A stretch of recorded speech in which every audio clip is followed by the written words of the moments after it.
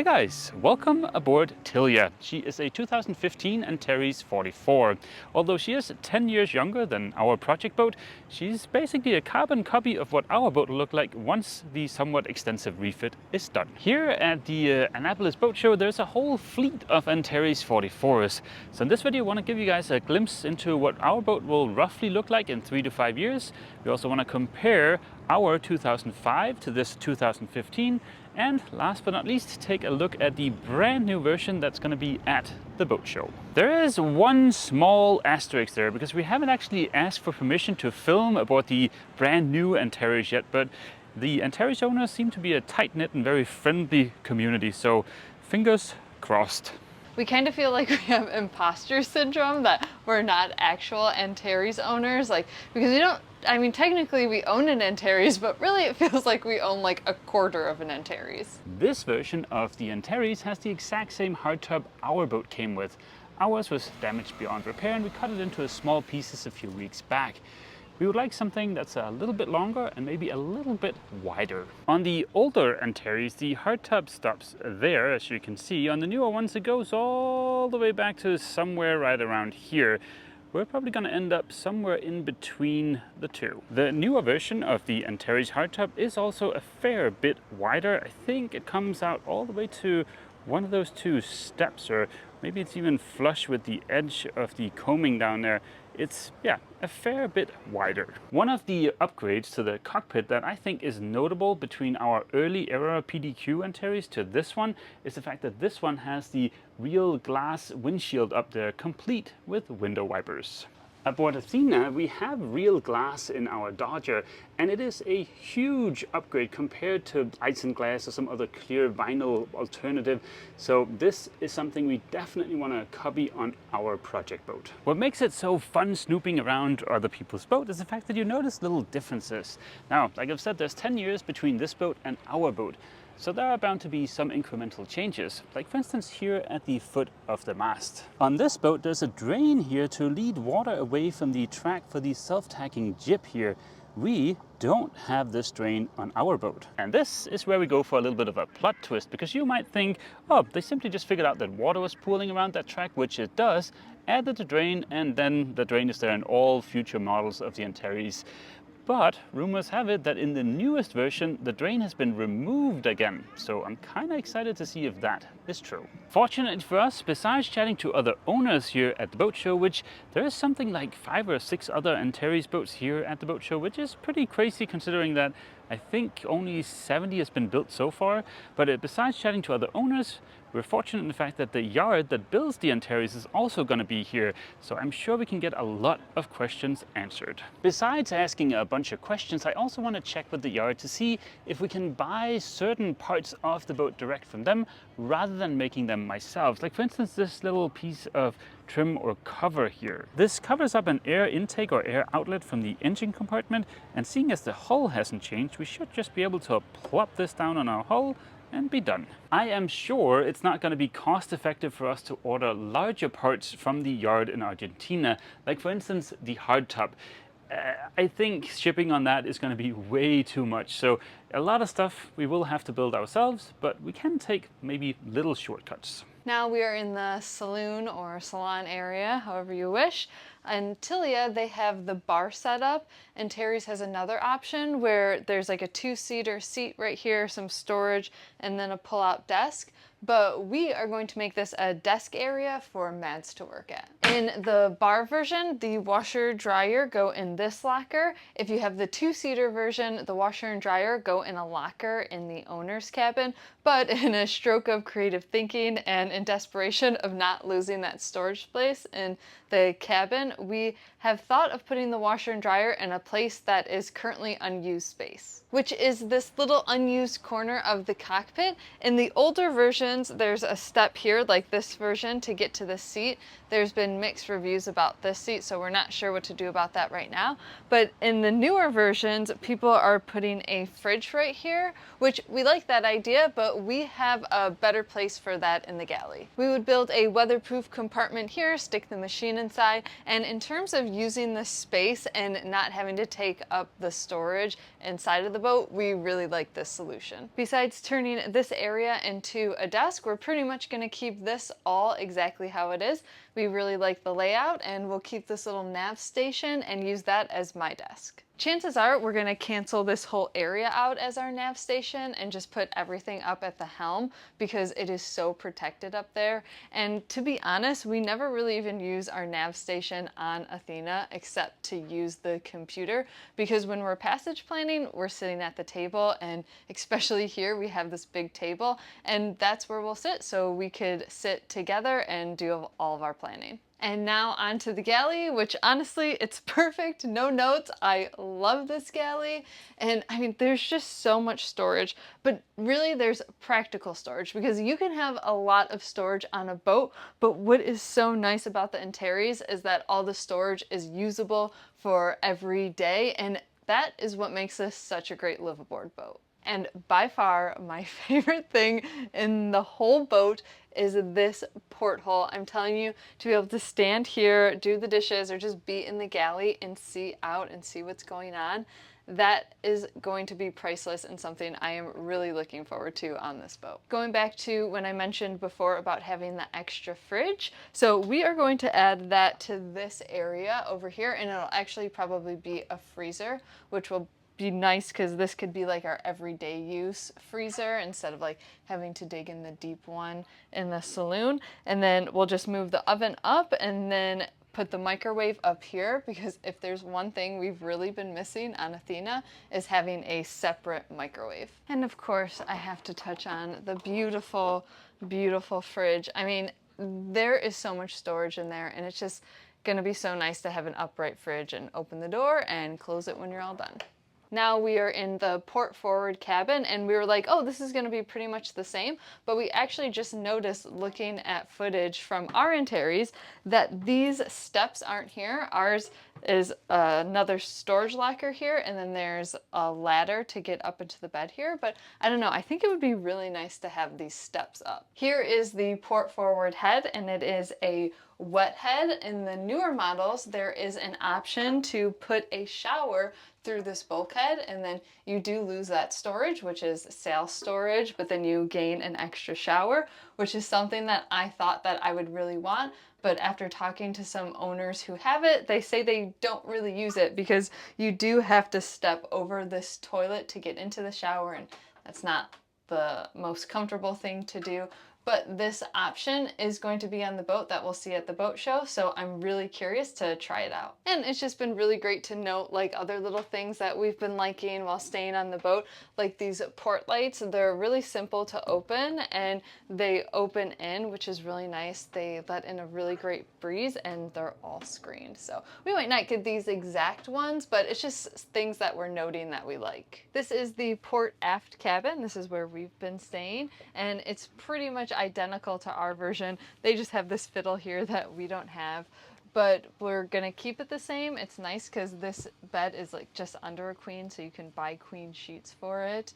And there is another version where there's two smaller bunks side by side, but we've heard those are really small, but we think that would still be a cool option to check out. Now we're just gonna do a quick little jaunt across the saloon down into the starboard hull, which has the owner's cabin. Here we are in the owner's cabin, and initially we thought we were going to extend the bed further out, even potentially all the way to the hull, but after seeing it in person, this bed is plenty big. It is a standard queen, and honestly, after having to buy sheets for the B-berth, I am really looking forward to buying just standard bedding for our bed. Then we make our way into the hall of storage. There's storage here, here, here, here, here, here, here. There's storage everywhere. Here we are in the forward owner's head. It's really great layout. We love it. We're really not going to change anything. There is a ton of storage behind the mirror and under the mirror.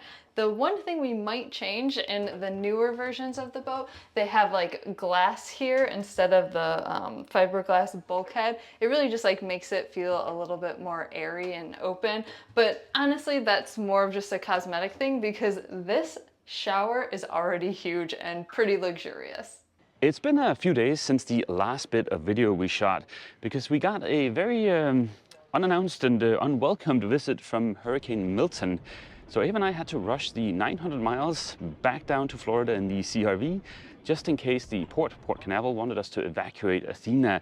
Now, it didn't get super bad in Port Canaveral, and Athena sustained no damage. But yeah, we had to go back, and that was a bit of a bummer. But now we are back, having driven the 900 miles back up again. Just as last year, it is awesome to be here at the boat show. Mainly because we get to put faces to some of the names we've only ever exchanged emails with. That's a lot of fun. We also get to see a lot of new doohickeys, and of course, we also get to check out the brand new Antares. And in fact, it is the very boat I'm standing on here. Because we're a part of the content creators creating content, whatever it's called here at the boat show, we get these little passes, which means we can get in a little bit early, which is freaking awesome because that means we get to check out, in this case, the Antares here, all by ourselves. There's nobody else around, which is very rare at a boat show. I immediately rushed up here on the foredeck because I was dying to see whether or not this boat had that drain I showed you aboard Jim's boat. As you can see here, the rumors are indeed true. The drain is gone. It's replaced by a little drain hole back there. That is interesting. It also means that even though our boat is currently in a bit of a decrepit state, in terms of the deck, it is one step closer to the brand new boat compared to Jim's boat. So that's kind of cool. While we're up here on the foredeck, here's another one of the differences between this version and our version. This one has opening port lights here next to the mast. I think we'll also add those. And before we leave the foredeck, one of the things I really appreciate about the Antares is how neatly the lines are led aft. As you can see, all the lines just come down the mast here and they disappear inside of the boat. And then, as if by magic, they emerge here in the cockpit, some of them here next to the helm station, and the other ones back here. I think that's a very neat and clean solution. The biggest visual difference here in the cockpit is the fact that the cockpit seating in the new version is no longer rounded. As you can see, it's a lot of straight lines, which I think looks great, and also I think it's going to be more practical. This is going to be a fantastic corner to sit in while underway because you can kind of hold on to stuff. You're a little bit wedged into the corner.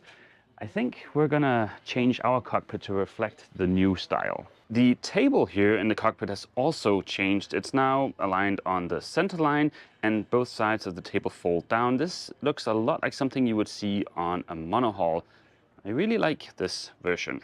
It's probably not gonna come across on camera, but they've also done something different here in the cockpit. They've raised this bit up here. On a monohull, I would call that the cabin top. I don't know what it's actually called on a catamaran. But yeah, it might not show up on camera, but this is a fair bit higher than aboard our boat. The last big difference I spotted in the cockpit was the much bigger hardtop. This is a lot closer to what we're dreaming of. Inside of the boat, there are a few new changes that we really like, and the first one is over here at the settee. On the older Antares, including ours, the settee right here, that corner was rounded, and as you can see now, like the cockpit seating, they have squared it off, and that's really nice because you can sit very comfortably that way, you can sit comfortably that way, and we really like that addition, and that's probably what we'll be doing aboard our new boat. Behind me here, you can see that this boat has the two-seater bench option. There's a little table here that you can pull out and sit and work out. It's really nice. If you remember, Tilia, the boat we stayed on, had the bar option. So yeah, this is just another choice that Antares offers. And now I want to share something with you that has been highly talked about and anticipated by all the Antares owners, and honestly might even be the star of this year's show, but that is the new chart table seat. The older chairs were actually quite a bit bigger and bulkier, but these ones are definitely like a new, like more modern and sleek design, and you can spin them all the way around. I'm not sure if the old ones could, but this is really nice. I like it. Now we'll head into the port side forward head because I really want to show you guys the new shower. Here is the new shower option. Before, this used to be storage back here. They opted to add the shower, and you know what? I really like it. In order to get into the shower, you have to step over the head and this little bulkhead, which admittedly is just a little awkward, but I don't know, I think it's a huge shower. I think it's a great size, and I don't know, I'm stuck. Like, I keep going back and forth because it would be nice to have the second shower. So This is something we're definitely going to have to think about. One thing we definitely do not have to think about is the owner side shower that I just love. First, they cut this bulkhead down and added, well, it kind of extended the shower doors, added these like little windows on the side. And I cannot tell you how like bright and open the head feels. It's incredible how like a small change like that makes a really big difference. Then inside of the shower, they added this seat right here that we really love. Mads and I had discussed before about adding a bench in the shower, so that was just really cool to see that they had already thought of that and are putting them in the new boats. Another small change that we noticed here in the port forward cabin is that on our boat, this area right here is all storage, but it looks like they got rid of that, and honestly, it makes this berth feel so much bigger and brighter. So that's something we're definitely going to have to think about because, yeah, it looks like whoever's sleeping here will have a lot more space and be a little bit more comfortable. Mark Silverstein, the Antares go-to guy, he said not to do a switch when we're filming, but I don't know, you think they'll notice? You think they'll notice if we just switch our boat out with this one? Maybe. It's been so much fun to see some different versions of the Antares, and remember, between our decrepit boat and this one, it's a 20-year span.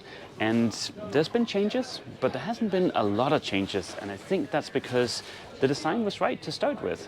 And yeah, we are very excited to get started on the refit. It is definitely going to take a lot of time to bring our hunk of fiberglass here up to the same standard of those boats you just seen, but I am very excited for that process. I'm also very excited to be able to tell you that there was absolutely no damage to the Catamaran during the hurricane. Athena got a bit of a fender rash on her starboard side, but other than that, we got away scot-free. And in the surprise of the century, our super rickety lean-to here also survived the hurricane, still standing. Based on what we saw at the boat show, and because we have a lot of damage here already, we will definitely be straightening out the seating here in the cockpit. We've also decided that we definitely want a hardtop that's inspired by the newer, wider and longer model. When we go to gut most of the interior, we will build it back exactly the way it was with very, very few changes. The only one that really springs to mind is that we want to take the curved back of the settee here and make it a 90 degree, just as on the boat at the boat show. Before we can get to all those cool projects, there is a mountain of work ahead of us. Like, for instance, next week we're going to be installing this mini split here inside of the boat so I don't succumb to the blistering Florida heat. Besides helping me not roast like a marshmallow, the air conditioning will also be great for drying out the boat. A while back I made some temporary attempts here to seal up some of our hatches with tape. That did not survive Hurricane Milton, so next week we'll also come up with a more permanent fix for that. And just like that, dang it, I was hoping I would just snap and then brand new Antares. Yeah, no, that's gonna be thousands of hours of work instead, but we'll get there. And on that positive note, we'll end this week's video here. We hope to see all you guys back here aboard the Catamaran next week for yet more DIY. As always, feel free to leave a comment down below, and don't forget, if you've enjoyed this video, please remember to leave a like. See you. Pew. Wait, do I say that whole part usually?